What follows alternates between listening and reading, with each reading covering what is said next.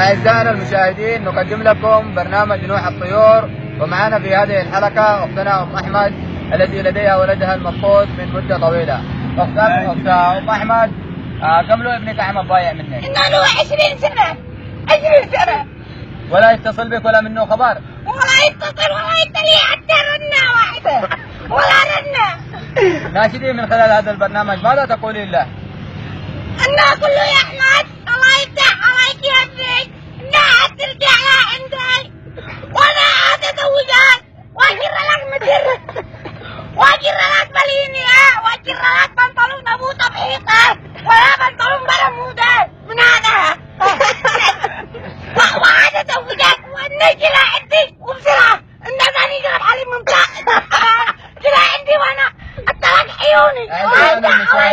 أعزائنا المشاهدين وده صورتها أنا أولو 20 سنة. الله يفتح عليك يا أحمد يا قرة عيني، الله يفتح عليك.